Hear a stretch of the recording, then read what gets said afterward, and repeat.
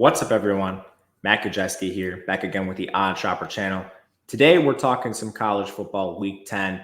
The Friday slate, we've got 3 games. Before we get started, make sure to hit that thumbs up button, subscribe to the channel, and hit the notification bell so you know when this and all other content goes live. We're also brought to you by Bet365. They have a promo right now where you can bet $5 in any game. Whether it's a side or a total, you are getting $200 in the form of bonus bets. But that's not all. If you go to this page on Odd Shopper, it is just up at the top under the promo finder where you can get insider tails for free. Basically, what you're doing is taking advantage of any of these promos by clicking claim offer. And on top of the bonuses that are provided, you're also getting 1 free month of our tails package, any creator you'd like. So you still get the $200 in bonus bets from Bet365. Plus, you're getting 1 free month of our tails package, whether it's mine or someone else's. Doesn't matter. You can choose. And best part about this is you can stack these. So if you're not on Sleeper or Underdog, you can do both of them and get 2 months. You can do Bet365, get 3 months. It's all up to you, but take advantage of these. They will not be around forever. You must be 21 or older to play. If you or someone you know has a gambling problem, please call or text 1-800-GAMBLER. Okay. We have 3 games. It's a much better slate, thank goodness, compared to our weekday games where we are Conference USA dominated. But we're going to kick things off with a little non-con action. An Independent in UConn takes on Georgia State. The spread is 7.5. And the total in this game, it's pretty low, 48.5. It's an interesting matchup. UConn has surprised a lot of people. And I personally don't even know if they're playing the right QB.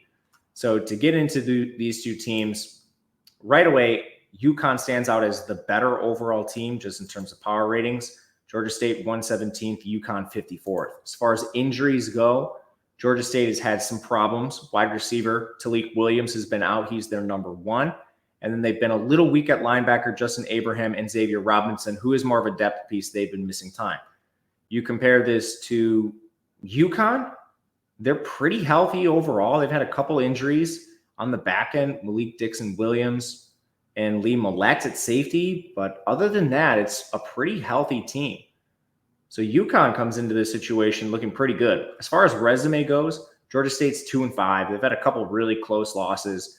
They most recently lost to App State 33-26, lost to Old Dominion 21-14. So their schedule is littered by some of these really close defeats. And then UConn, they've played a pretty easy schedule so far. Probably the best data point we have are the 2 P4 teams they played, Wake Forest and Duke. Those were both single-digit margins of defeat. They lost to Wake Forest by 3. They lost to Duke by 5. So it's a pretty good team. They've been blowing out some other teams, FAU, Buffalo, both blowouts. Beat Temple 29-20 and Rice 17-10. So it's a pretty good body of work for UConn. Both teams have some quarterback problems. I'll start on the Georgia State side. Christian Velo, he has a 54.5% completion percentage. I don't think he's going to start this game. Zach Gibson has flat out been better than this guy. 68% completion, 7.2 yards per attempt. He has 4 touchdowns, no picks. That's a little skewed. Only 1 turnover-worthy play, however. A problem with Velo is he has 8 turnover-worthy plays, and that's been converted to 5 interceptions. It's kind of just torpedoed an offense that doesn't have a large margin for victory. But either way, quarterback is a problem for this team. That's evidenced by their 106th passing efficiency rating. The offensive line is a concern. They're 121st in run blocking. That's been a huge problem for this team. They are 63rd in pass blocking, but it still led to some sacks for our quarterbacks. Velo is currently at -20 rushing yards. Gibson gives you a little more rushing ability there too. But overall, the offense is somewhat limited, largely by quarterback, and then losing your best receiver certainly won't help you there. UConn's played pretty strong defense overall. They're 65th in total defensive efficiency, 73rd against the run, and more importantly, they're 40th in coverage. Georgia State is running an air raid. They are 57% pass right now, 49th in pace. So yeah, there's a couple injuries to UConn's back end, but I think most of them are minor, and I'm not sure Georgia State can exploit this. And even when they do have some success, you have so many turnover-worthy plays with this team. It's kind of just been a mess. UConn has also stood up pretty well to some of the quarterbacks on their schedule. They haven't really gotten beat by anyone badly except Billy Edwards. You have to go all the way back to week 1 for that. Otherwise, the most yards per attempt they've allowed to a guy was Hank Bachmeier at 7.6. Now, it hasn't been the greatest slate of QBs. They played the backup for Rice, the backup for Temple, CJ Bonner for Buffalo, Cam Fancher. Malik Murphy was only at 6.2 yards per attempt. But still, they're taking care of business where they need to. So I have some questions about Georgia State moving the ball. On the other side, they keep starting Nick Evers. I don't really know why. I'll just compare him to Joe Fagnano. Sorry, Joe, I'm not sure how to say that. Joe Fagnano has a 58% completion to a 52% for Evers. Yards per attempt is 10.2 to 5.3. Big time throws to turnover-worthy plays. Fagnano has 4 big-time throws, 2 turnover-worthy plays. Evers has 6 big-time throws, 9 turnover-worthy plays. Their yards per carry is almost identical, 2.7 to 2.9. I'm just not sure why they're playing Evers. And continually, they go back and they trot him out for games. So I'm not sure. It's led to problems with their pass game. They're 100th in passing efficiency.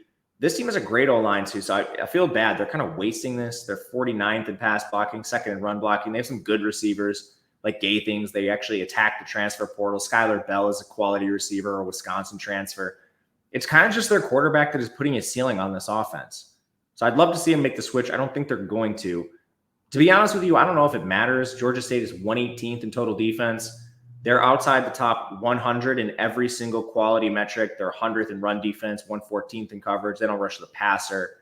So they should have a lot of openings in this game, UConn that is, to move the ball.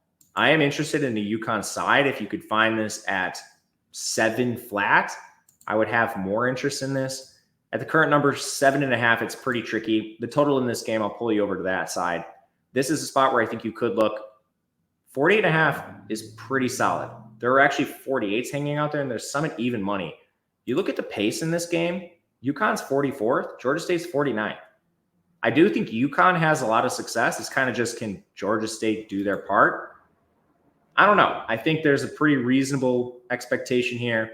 We're looking at a lot of like 28-21, and you're right on this total. So, I mean, we're very close here. This is interesting. There's a good chance I end up putting this on the card now that it is dropped. When I was initially looking, it was 49. So a little bit of a surprise to me live on the air. Next up, a game I do have some interest in. I'm going to pull you back to the overall spreads. It's USF FAU. The total in this game is 49.5, all the way up to 50, a lone 50 over at Circa. But the total, or the spread in this game, is 2.5 points. There are some threes out there. You're going to have to really search for them, though. Basically, this game is a complete mess at quarterback for both teams. I mean, these are two largely disappointing teams. But Byron Brown has been missing time. He hasn't been practicing fully. They have a ton of injuries in offense. Abdur-Rahman Yassin at receiver, Weston Wolf at tight end, Zane Herring at guard, Cole Best at center. Now, they are coming off a bye, so maybe they're a little more healthy, but that's not where it ends. Jason Vaughn on the edge, Rashad Chaney, defensive tackle, Deshaun Rucker at corner. They have a lot of absences, USF that is. FAU hasn't been that much better. Cam Fancher has been limited in practice, which has been a problem for them. They lost B.J. Alexander way at the beginning of the year. Ja'Shawn Platt has been out. Daughtry Richardson at tackle. Amari Hayes is questionable. Marilyn Johnson's questionable, two of their receivers. On defense, Jacob Merrifield at defensive tackle. Day Hill at corner. Jaden Williams at safety. I think Hill is the most likely to play, but he's still dealing with a high ankle sprain. So, I mean, just questions across the board here. To break down these two teams efficiency-wise, FAU is better. They're 97th overall. USF is 122nd. And, man, they just have fatal flaws across the board. The first one is their offensive line. This unit is atrocious. 116th in pass blocking, 131st in run blocking. This is why Byron Brown has gotten himself killed out there. He's playing behind this makeshift unit. And there are some strengths for FAU's defense, especially if Day Hill returns. They're 99th overall. They can't stop the run. That is a problem when you face USF. But they're 22nd in pass rush and they're 35th in coverage. So they do have some playmaking ability. Again, it's not a good stylistic matchup for this defense, but I do think they can have some success, especially with this pass rush against this horrible offensive line for USF. On the other side, FAU is 96th in total offense. Their O-line is better. They're 40th overall, 44th in run blocking. So I think you're just dealing with a better foundation. Most of the skill position players are terrible for this team. Even Fancher leaves a lot to be desired. And losing like your wide receiver one preseason definitely doesn't help this team. USF's defense is exactly one spot better than FAU's, 99-98. USF's major weakness comes in coverage. They're 112. So like not a great stylistic matchup for them either, especially with FAU trying to pass 44.5% of the time. It's definitely not the strength of their team. So it's kind of like a greasy matchup overall, especially with the quarterbacks being a problem for both teams. I lean FAU, and I would consider them at a 3 specifically. But this might come down to opening kickoff, seeing how these guys look in pregame warmups. Having both the starting quarterbacks on the injury report is a pretty big problem for me. And generally, I'm trying not to mess around with some of these greasy spots. Last up, we have Boise and San Diego State. San Diego State has to travel out to Boise. Spread is 23.5. The total is 57.5. Ebbs and flows a little bit depending on where you look. But this is going to be a tough test for San Diego State, who hasn't really been tested that much of late. They did play well against Washington State. It was a 29-26 defeat for them. But Washington State is a team that's kind of middling. They're not great. Otherwise, they beat Wyoming by 3. They beat Hawaii by 3. They only had a 45% post-game win expectancy. They messed around and lost to Central Michigan despite an 83% post-game win expectancy.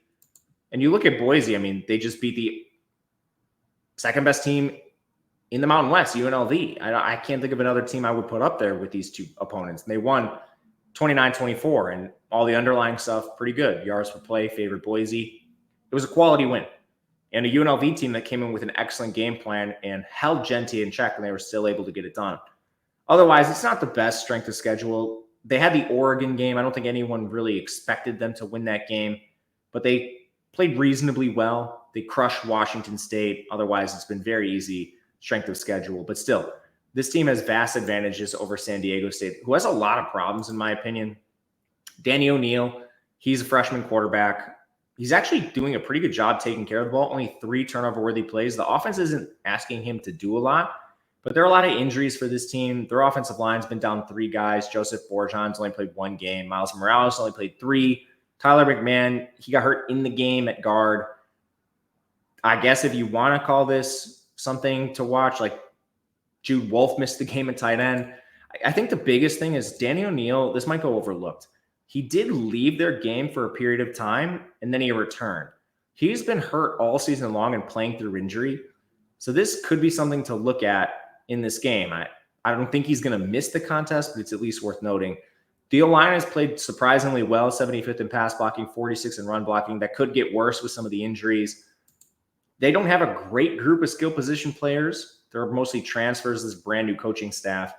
And I have questions with the defense. They're 61st overall, but they're 111th against the run. Kind of bearing the lead here, but good luck stopping Genty when you are 111th against the run. On the other side, Boise is healthier. They're not dealing with really any new injuries. I guess Cam Camper is the only one.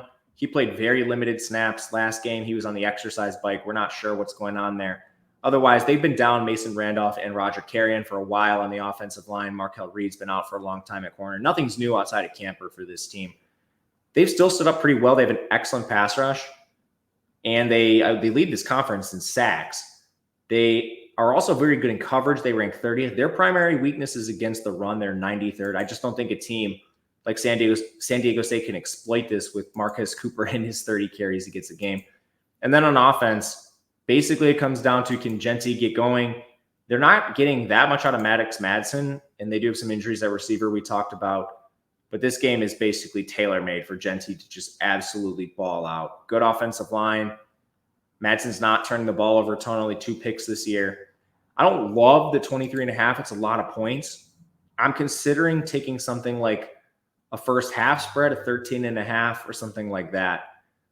Honestly, an over would be interesting to me too, because San Diego State is playing this hyper speed offense.